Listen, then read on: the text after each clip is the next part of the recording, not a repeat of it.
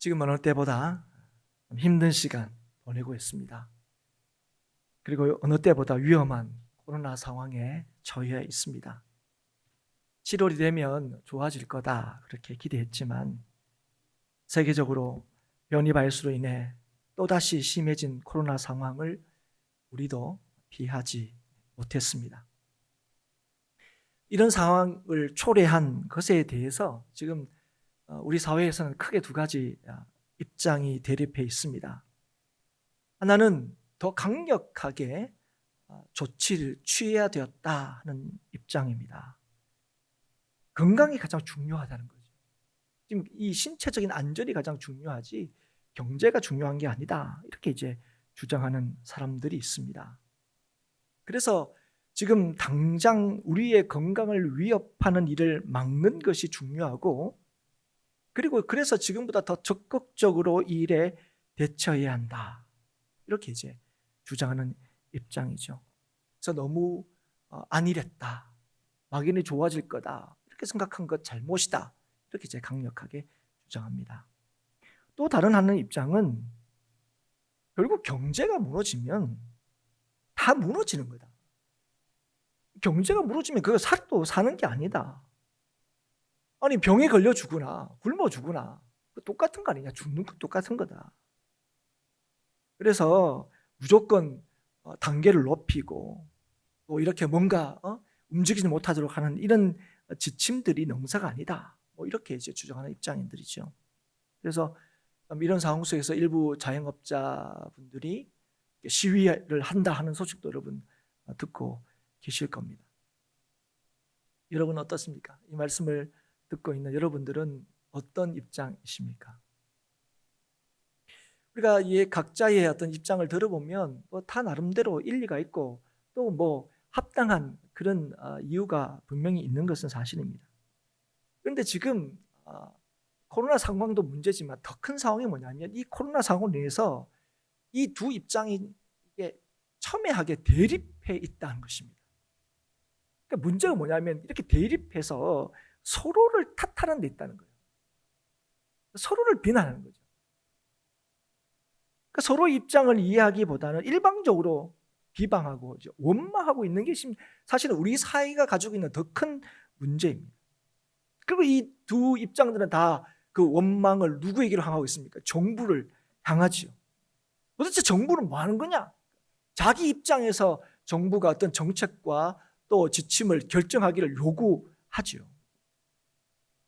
그런데 여러분, 뭐 우리가 상식적으로 다 알다시피 뭐 정부의 지침이라는 것이 누구의 입장을 일방적으로 취할 수 없다는 것 우리는 누구나 잘 알고 있습니다. 그러니까 지금의 어떤 한쪽에서는 너무 우유부단했다. 한쪽에서 이게 너무 강한 조치다. 뭐 이렇게 서로의 입장을 이렇게 얘기하고 있는 이 상황도 사실은 정부 입장에서는 이 신체적인 안전과 또 경제적인 안전 이 두 가지를 다 염두에 두고 뭔가 정책의 방향을 결정하고 또 지침을 정하기 때문에 오늘 지금과 같은 이런 상황을 초래했을 것입니다. 지금 제가 얘기하는 것은 뭐 정부의 잘못도 아니고 누구의 잘못도 아니다. 이런 얘기를 하고자 하는 것이 아닙니다. 지금 이런 상황 속에서 우리가 지금 처해 있는 이런 상황 속에서 서로를 탓하고 원망하고 불평하는 것이 우리가 지금 할 수 있는 최선인가 하는 겁니다. 이런 물음이 필요하고 이런 물음에 대해서 답이 필요합니다. 거기에 대한 답은 분명히 아니다여야 합니다. 누구보다도 성도는 다른 사람은 어떻게 됐든 간에 성도라면 여기에 대한 질문에 대해서 분명히 아닙니다 할 수 있어야 합니다. 어쩌면 성도 중에 어떤 분들은 아니 우리도 대한민국 국민이고 또 우리도 이 상황에 대해 우리의 나름의 입장이라는 게 있는데 우리가 뭐 그런 입장에 서면 안 됩니까? 뭐 이렇게 질문하실 수도 있습니다. 그러나 우리가 뭐 어느 한쪽의 입장에 있을 수 있습니다. 그 상황 때문에. 그러나 그렇다고 하더라도 다른 한쪽을 또 누군가를 비난하는 것은 결코 옳은 일이 아니라는 사실을 사랑하는 성도 여러분 꼭 기억할 수 있기를 부탁드립니다.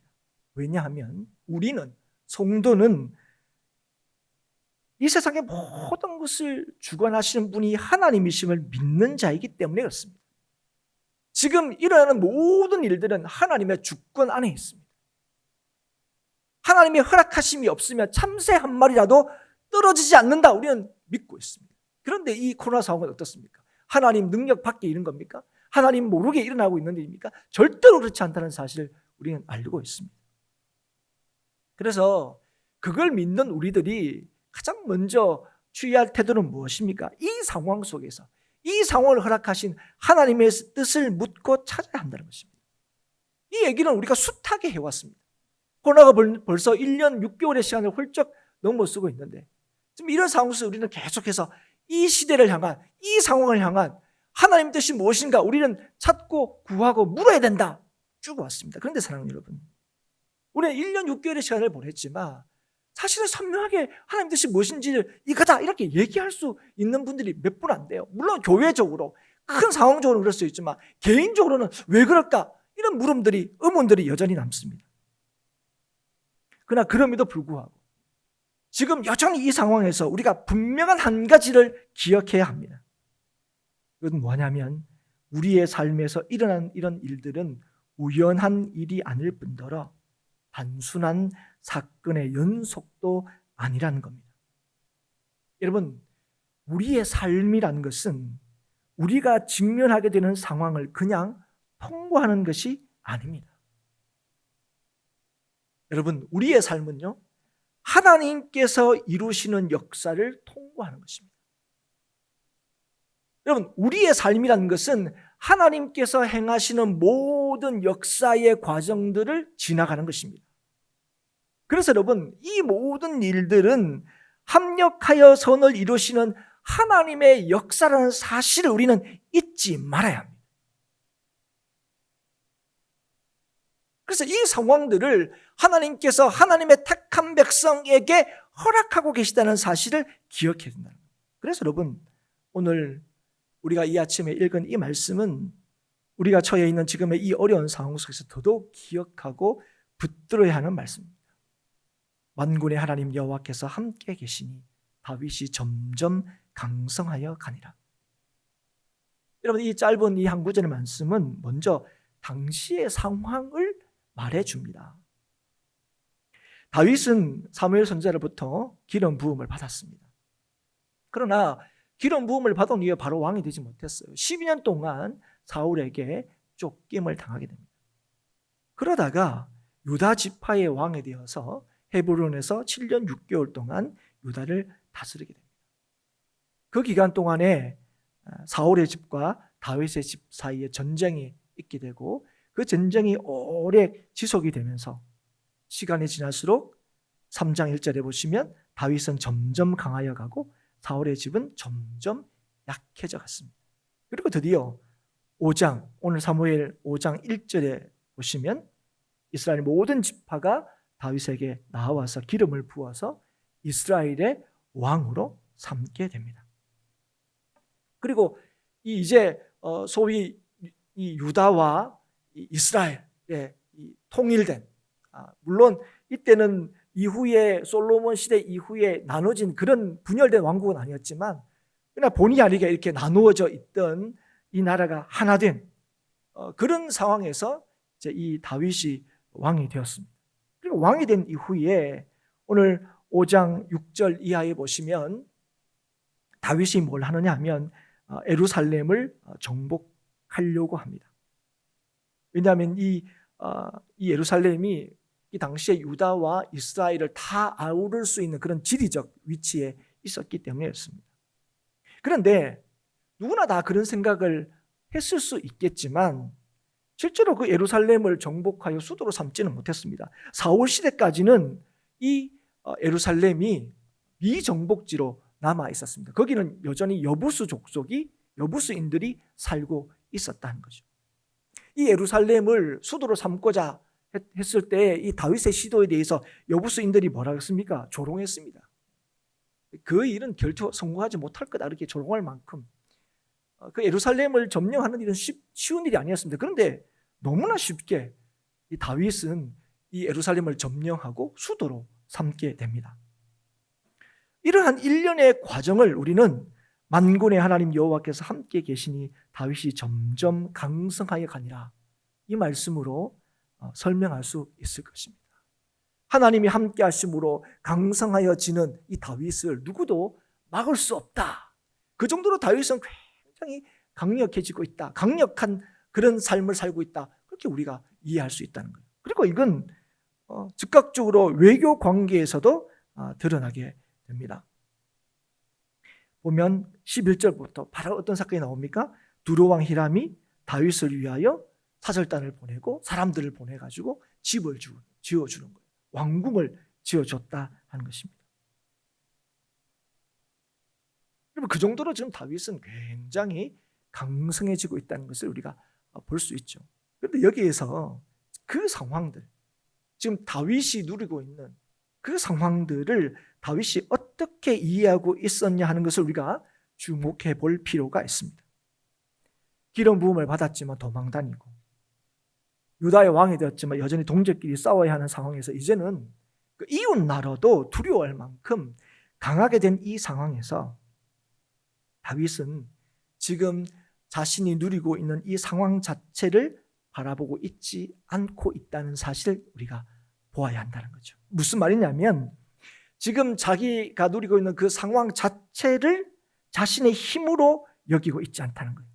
그 상황 자체를 기뻐하거나 힘으로 삼지 않고 있다는 겁니다. 12절에 이렇게 말씀하죠. 다윗이 여호와께서 자기를 세우사 이스라엘 왕으로 삼으신 것과 그의 백성 이스라엘 위하여 그 나라를 높이신 것을 알았더라. 다윗이 확실히 깨닫는 게 뭐라고요? 하나님께서 자신을 왕으로 세운 것과 주의 백성을 위하여 하나님께서 역사하신다는 것. 그래서 다윗은 하나님의 함께하심과 하나님의 역사하심으로 인해서 자신의 삶이 존재하고 주장된다는 것을 알았습니다. 그래서 사랑하는 여러분, 여호와께서 함께하심으로 다윗이 점점 강성하여 갔다는 것은 당시의 다윗의 상황만을 말해주는 것이 아닙니다. 그의 인생이 하나님이 함께하심으로 점점 강해졌다는 사실을 우리에게 알려주고 있다는 거예요. 어떤 다윗의 삶의 어떤 지점에서 하나님의 이런 역사가 있었다 하는 얘기를 하는 것이 아니라 다윗의 전 인생 가운데 하나님께서 함께 하셨으므로 그 인생이 점점 강성한 삶을 살았다는 것을 우리에게 보여주었다는 거죠. 그래서 하나님이 함께 하시는 인생이 강해진다는 것, 하나님이 함께 하시는 인생이 중요하고 가치 있는 삶을 살게 된다 하는 것을 우리에게 말해준다는 것입니다. 그런데 여러분, 이것은 하나님께서 함께 하시는 인생은 어려움도 없고 늘 승승장구한다는 것을 우리에게 말해주는 것이 아닙니다. 그걸 의미하는 게 아니에요. 하나님께서 함께 하시면 어려움도 없고 문제도 없고 걱정도 없다 이런 얘기를 하는 게 아닙니다. 여러분, 사실 다윗은 이전에도 숱한 어려움을 경험했습니다. 죽을 고비가 몇 번 있었는지 모릅니다. 특히 사울에게 쫓겨나갈 때도 그랬고, 쫓겨나다 더 이상 도망갈 데가 없으니까 가드왕 아기스에게 도망가지 않습니까? 예. 거기서 살아남으려고 어떤 짓까지 했습니까? 미친 짓까지 하면서 거기서 살아남았어요. 숱한 어려움을 겪었습니다. 이제 이렇게 유다와 이스라엘의 이 공이 이제 왕이 된 이 상황 이후에도 우리는 너무 잘 압니다. 많은 어려움을, 숱한 어려움을 경험하게 된다는 것을 우리가 알고 있습니다. 그러나 사랑하는 여러분, 그러나 이전이든 이후든 그 모든 상황 속에서 하나님께서 다윗과 함께 하셨다는 사실을 우리는 압니다. 그래서 그 어려움들, 다윗이 겪게 되는 그 어려움들은 그를 약하게 만들고 힘들게 만들어서 결국 넘어지고 쓰러지게 만드는 것이 아니었다는 거예요. 숱한 어려움들, 위기 속에서 야 큰일 났다 싶은 그 상황 속에서도 하나님이 함께 하심으로 인하여 그 일들로 통하여 그를 어떻게 하셨다고요? 점점 강하게 만드셨다는 것입니다. 하나님께서 다윗과 함께 하시는 모든 순간은 그를 성장시키고 성숙시키는 시간이었다 하는 것입니다. 그렇기 때문에 다윗은 하나님께서 늘 자신과 함께 하셨다는 사실을 알았기 때문에 하나님의 뜻 앞에서 자신을 내세우지 않았습니다. 자신의 상황과 권력을 자신의 힘으로 주장하지 않았습니다. 자신을 자신되게 하는 것, 자신을 강하게 하는 것, 자신을 왕되게 하시는 것, 왕되게 하는 것은 오직 하나님이시다는 사실을 인정했습니다. 여러분, 다윗의 위대함이라면 바로 여기에 있는 것입니다. 다윗은 실수하지 않아서 위대한 게 아니었습니다. 실패하지 않아서 위대한 게 아니었습니다. 실수와 실패의 상황에서도 언제나 하나님께서 모든 순간을 통하여 자신을 온전케 하시고 성장케 하시고 강하게 하신다는 사실을 알았습니다. 다윗이 우리아 안에 바세바를 범한 일로 인하여 하나님께서 나단을 통하여 그를 책망하실 때 그는 어떻게 했습니까? 내가 왕인데 어디서 감히 이렇게 얘기하지 않았습니다. 하나님께서 이 다윗의 죄를 지적하셨을 때 다윗은 철저하게 자신의 죄를 인정했습니다. 하나님 앞에 철저히 엎드렸습니다. 다윗이 노년에 자신의 힘과 영광을 가늠하기 위해서 인구조사를 했을 때에도 그 일에 대해서 어떻게 합니까? 자책하고 하나님 앞에 죄를 지었음을 자백했습니다. 그는 모든 순간 자신과 함께 하시는 하나님을 잊지 않고 그의 실수와 실패 앞에서 좌절하거나 절망하거나 누군가를 탓하지 않았습니다. 그 순간 하나님 앞에 자신의 죄와 연약함을 고백했습니다. 그건 무엇입니까? 자신의 온전함과 강함이 오직 하나님께 있다는 사실을 믿었다는 것이죠. 내가 아니라, 상황이 아니라 하나님께서 나를 책임진다는 사실을, 하나님께서 이스라엘을 책임진다는 사실을 그가 알았고 믿었기 때문입니다. 하나님 여러분, 오늘 다윗이 알고 있었던 것을 우리도 잊지 않을 수 있기를 바랍니다. 하나님께서 다윗에게 알게 하신 것을 오늘 우리에게도 동일하게 알게 하셨다는 사실을 기억할 수 있기를 바랍니다. 하나님께서 함께 하실 때에 우리의 모든 순간은, 그것이 시험의 순간이든 어려움의 순간이든 그 모든 순간은 믿음이 드러나고 확인되는 시간이라는 사실을 기억할 수 있기를 축복합니다. 하나님이 함께 하심으로 우리를 강하게 하고 성장하게 하고 성숙하게 하는 시간이라는 사실을 여러분 잊지 않을 수 있기를 바랍니다. 그래서 여러분, 성도는 우리가 직면하게 되는 모든 상황, 그 상황은 하나님께서 우리로 하여금 온전하여 구비하여 조금도 부족함이 없게 하시기 위하여 허락하신 시간임을, 허락하신 상황임을 잊지 말아야 합니다. 그럴 때 우리는 여호와께서 함께 계시니 다윗이 점점 강성하여 가리라 하는 이 말씀이 오늘 동일하게 우리의 말씀이 됨을 확인하게 되실 겁니다. 우리에게도 동일하게 약속하시고 주시는 말씀임을 여러분 깨닫게 되실 것입니다. 왜 그렇습니까? 하나님께서는 우리를 지으시고 우리를 사랑하시고 우리를 영원토록 책임지시는 하나님이시기 때문에 그렇습니다. 아들을 아끼지 않으시고 우리를 구원하시기 위하여 십자가에 내어주신 분이 바로 우리의 하나님이시기 때문에 그렇습니다. 그 하나님께서 우리에게 말씀하십니다. 에레미야 29장 11절 여호와의 말씀이니라. 너희를 향한 나의 생각을 내가 아나니 평안이요 재앙이 아니냐.